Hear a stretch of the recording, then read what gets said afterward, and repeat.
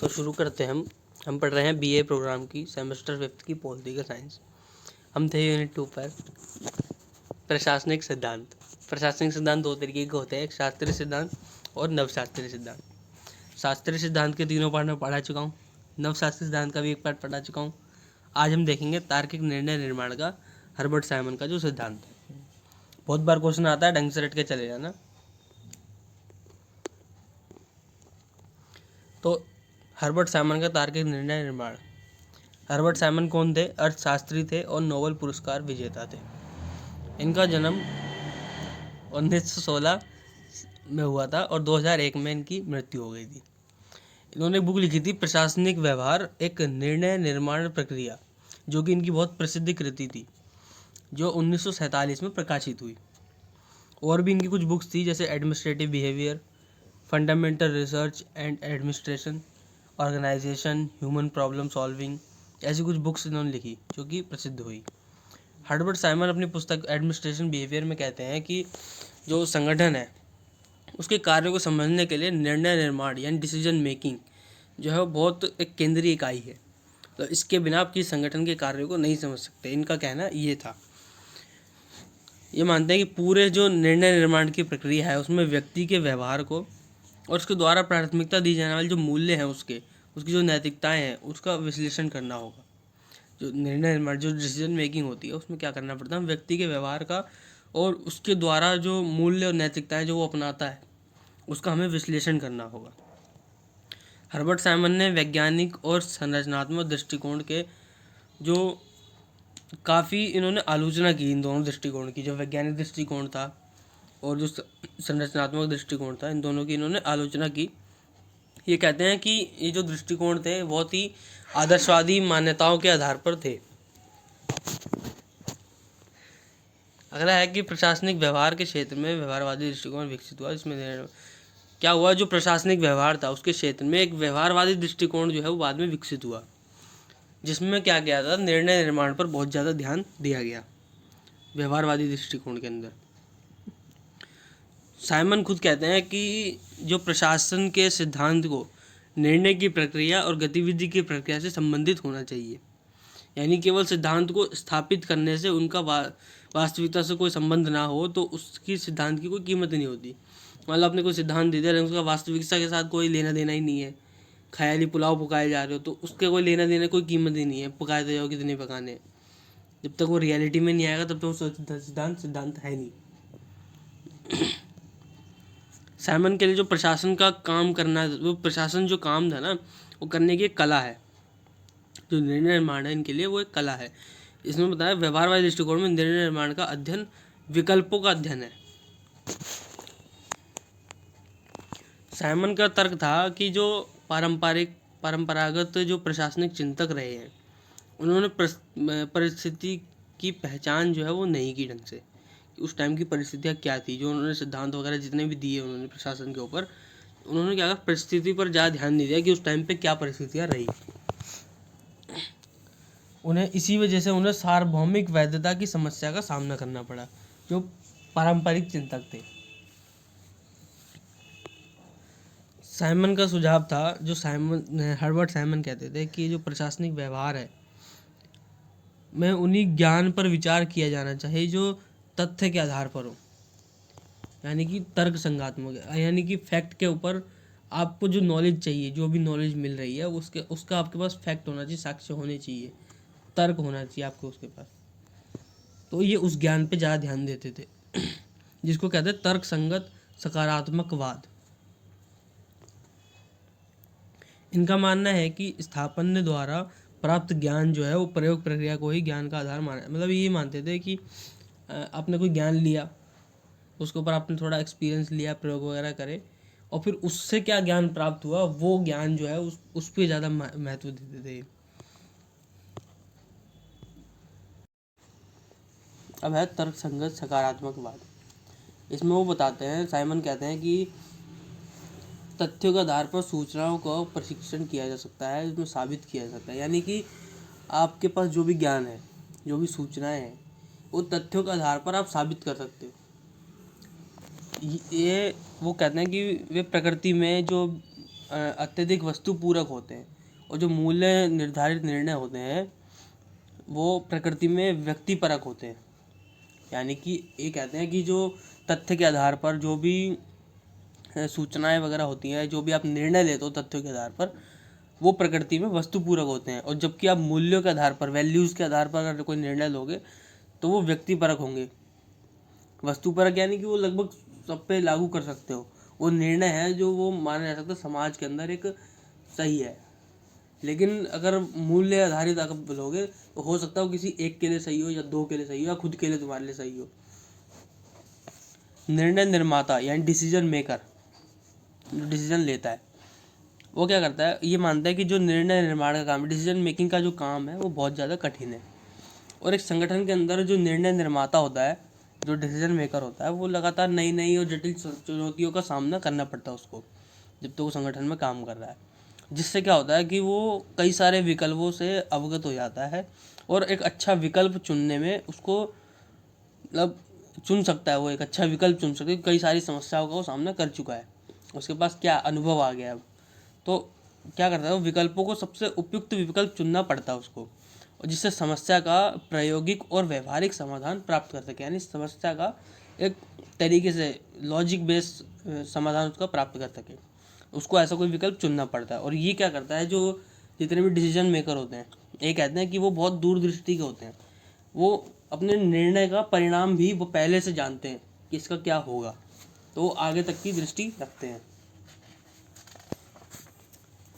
आगे देखते हैं, इन्होंने बताया कि निर्णय निर्माण की जो प्रक्रिया है वो 3 तरीके से आगे बढ़ती है। क्या है, पहली क्या है, बौद्धिक गतिविधि, प्रारूप गतिविधि और चुनाव या क्रियान्वयन। इसमें क्या होता है, मान लो तुम्हारे पास कोई भी समस्या आई, उसमें तुम पहले क्या करोगे, सुनोगे। तुम्हारे पास जो साक्ष्य हैं या जो सूचनाएं तुम्हें दी जा रही है ना। तो मान लो जैसे तुम जज हो, तुम्हारे पास कोई समस्या आई, कोई भी केस वगैरह आया, तुम क्या करोगे, पहले उसकी सूचनाएं वगैरह देखोगे कि भाई क्या हुआ है, कैसे हुआ है, सब कुछ सबूत सबूत सब देखोगे।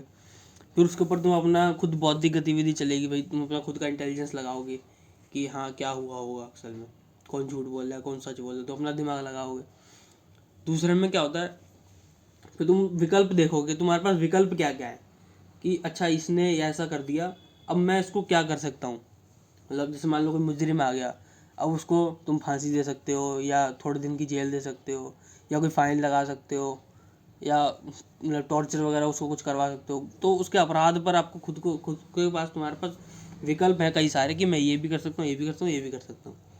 अब तुम्हें उसमें से चुनना पड़ेगा कि तुम्हें उसमें से क्या करना है, क्या सही रहेगा। तो चयन और क्रियान्वयन ये हो गया कि तुम्हें विकल्प चुनना है और उस पर फिर आगे काम करना है उस विकल्प पे। तो ये उनका निर्णय निर्माण की प्रक्रिया होगी कि तुम निर्णय कैसे लेते हो किसी भी चीज़ के ऊपर। अगला बताते हैं तार्किक निर्णय निर्माता, जो भी डिसीजन मेकर होता है, जो लॉजिक के बेस पे, जो तर्क के आधार पर जो निर्णय लेता है, वो क्या होता है, जैसे ये बोलते हैं जो डिसीजन मेकर होता है वो समस्या और उससे जितनी भी जानकारी है, उसके पास जो विकल्प है, सबकी चीज़ों के बारे में वो जानता है, क्योंकि दूरदृष्टि रखता है, और हर विकल्प के परिणाम के बारे में भी अच्छे से जानता है। तो ये कहते हैं कि जो पूर्ण तार्किकता है, जो फुल्ली फैक्टफुली है, जो भी निर्णय, उस परिस्थिति में ऐसा होता है कि काल्पनिक दुनिया में ही हो सकती है। पूर्ण तार्किकता जो मानते हैं कि ये सिर्फ कल्पना में ही इसको देख सकते हो, क्योंकि पूर्ण तार्किकता असल ज़िंदगी में होती ही नहीं है। असल ज़िंदगी में क्या होता है कि संपूर्ण निर्णय निर्माण प्रक्रिया जो होती है वो कई तरह की सीमाएं होती हैं उसके पास। जैसे मान लो तुम्हारे पास अपर्याप्त सूचना है, तुम्हारे पास सूचना ही पूरी नहीं है, क्या तुम सोचोगे, क्या उस पर विकल्प दोगे, क्या निर्णय लोगे। तो ऐसा नहीं है, पूर्ण तार्किकता कल्पना में ही इन्होंने बोला कि मानी जा सकती है। असल ज़िंदगी में हो सकता है तुम्हारे पास अपर्याप्त सूचना हो, संज्ञानात्मक सीमाएं कुछ होती हैं, कुछ संभावित समाधान प्राप्त करने के लिए कोई संभावना ही नहीं है ऐसा कुछ।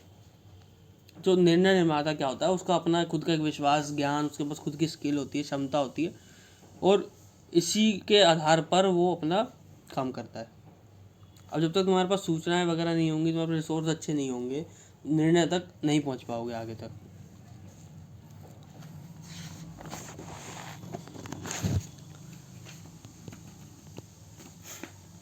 आगे है हर्बर्ट साइमन का जो तार्किक निर्णय निर्माण का सिद्धांत है, वो क्या कहते हैं कि जो पुराने परंपरागत तार्किक निर्णय जो है उससे अलग है। हर्बर्ट साइमन का जो आपका सिद्धांत है तार्किक निर्णय निर्माण, वो जो पूर्व के जो परंपरागत तार्किक निर्णय निर्माण जो सिद्धांत है उनसे ये अलग है इस बार का। ये कहते हैं कि जो तार्किकता है इसमें अपने सिद्धांत में इन्होंने फैक्ट पर, तार्किकता पर ज़्यादा महत्व दिया हुआ है। साइमन का सिद्धांत जो है व्यवहारवादी दृष्टिकोण से मतलब काम करता है, जो कि सब पर सार्वभौमिक रूप से लागू हो सकता है। इनका जो सिद्धांत, इनका कहना है ऐसा, इनका सिद्धांत ऐसा कुछ हो सकता है। तार्किक आर्थिक प्रारूप जो है वो शास्त्रीय निर्णय सिद्धांत मानता है। प्रशासनिक प्रारूप और एक तार्किक आर्थिक प्रारूप। ये क्या होता है कि जैसे प्रशासनिक प्रारूप में जो तार्किक आर्थिक प्रारूप है वो पिछला है, वो सिर्फ उस चीज़ पर ध्यान देते हैं कि भाई समस्या क्या आ रही है, हमें उत्पादन वगैरह कैसे क्या बढ़ाना है, उन चीज़ों पे ध्यान देते हैं। लेकिन जो प्रशासनिक प्रारूप है उसमें व्यवहारवाद क्या होता है, निर्णय तार्किकता के विचार से स्वीकार करता है। मतलब अगर तुम्हारे पास फैक्ट है तो ही तुम्हारा निर्णय स्वीकार है। तुम अपनी बात को अगर सबूत के साथ सही नहीं ठहरा पा रहे तो तुम्हारी बात का कोई मतलब नहीं है। सिद्धांत का मानना है कि प्रबंधक दी हुई परिस्थितियों के बारे में कितना जानता है। जो प्रबंधक है, मैनेजर है, वो दी हुई परिस्थितियाँ उसके पास जो आई हैं उसके बारे में कितना जानता है, और इसी आधार पर वो कोई भी कार्य करता है। मान लो तुम भी अगर कोई मैनेजर हो तो तुम किसी भी चीज़ के बारे में जितना जानते हो उस हिसाब से काम करोगे, ठीक है। और परिस्थिति के आधार पर ही वो संतोषजनक परिस्थिति का चुनाव करता है। मतलब उस टाइम पे परिस्थिति क्या है उसी हिसाब से वो अपना निर्णय लेता है कि क्या सही रहेगा करना, वो अपनी समझ के अनुसार, ठीक है। अगला ये बताते हैं, एक तो इन्होंने अपना तार्किक निर्णय निर्माण दिया सिद्धांत, दूसरा इन्होंने दिया सीमित तार्किकता। मतलब फैक्ट जो तार्किकता है उसको सीमित कैसे हो सकती है।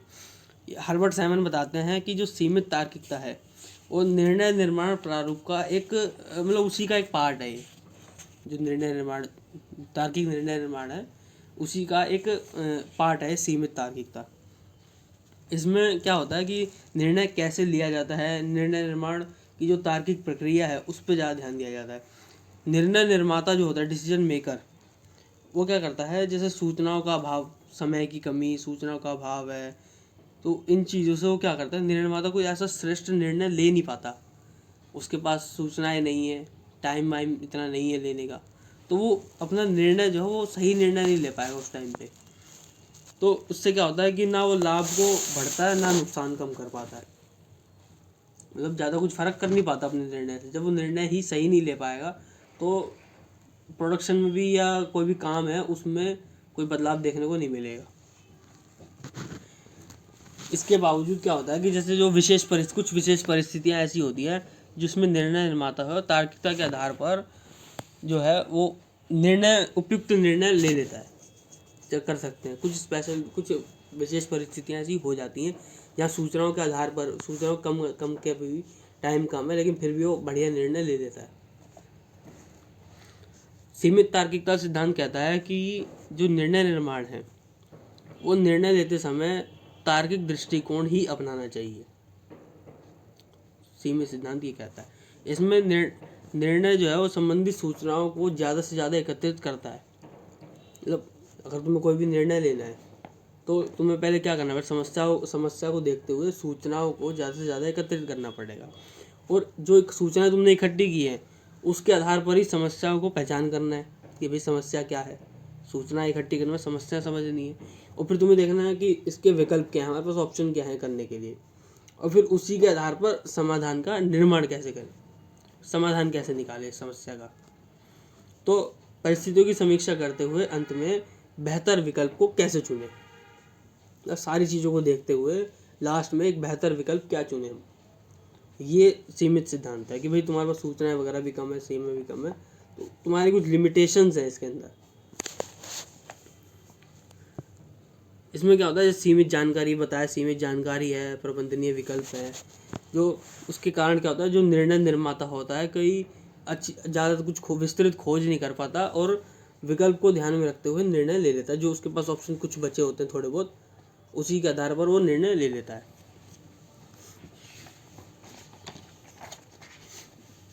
हर्बर्ट साइमन कहते हैं सीमित तार्किकता में उसी विकल्प की तलाश की जाती है। सीमित तार्किकता में हर्बर्ट साइमन कहते हैं कि सीमित तार्किकता में एक ऐसे विकल्प की तलाश की जाती है जो काफ़ी अच्छा हो और संतुष्टदायक हो और न्यूनतम मानदंडों को पूरा करता हो। ऐसे विकल्प की हमें तलाश रहती है सीमित तार्किकता में, क्योंकि हमारे पास सूचनाएं, समय और रिसोर्सेज वगैरह कम है, तो हमें एक ऐसा विकल्प चुनना होता है जो अच्छा हो, संतुष्टदायक हो और न्यूनतम मानदंडों को पूर्ण करता हो।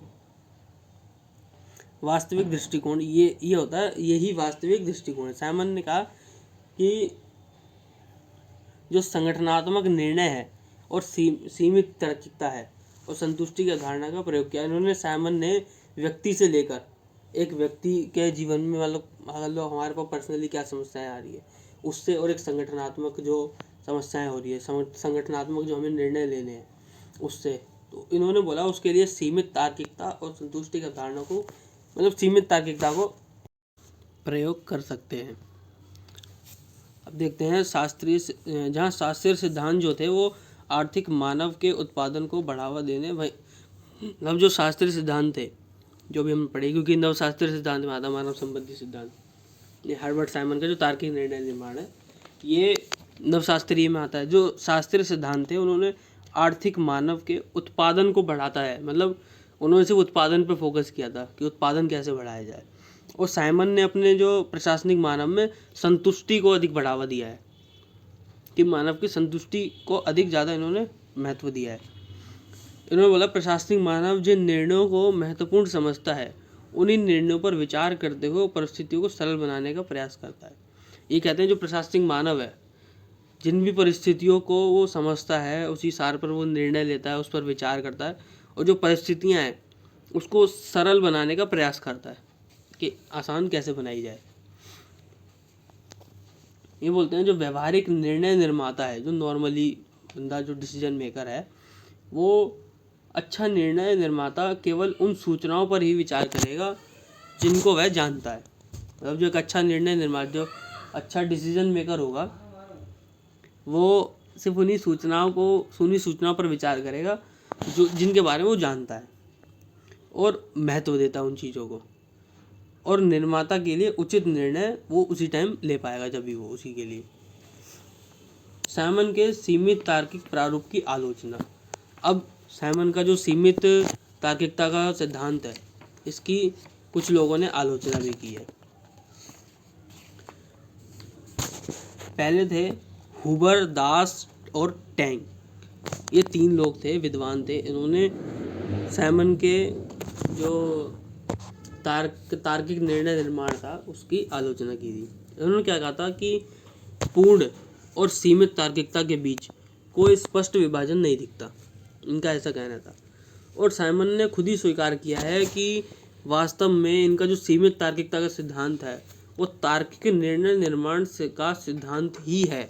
मतलब एक तरीके से मैंने बताया था अभी, ये इसी का पार्ट है एक तरीके से। बस हमारे पास क्या है, रिसोर्सेज कम हो जाते हैं सीमित तार्किकता में, लेकिन वो निर्णय निर्माण का सिद्धांत ही है। ये बात ये कहते हैं कि साइमन ने भी खुद स्वीकार की है।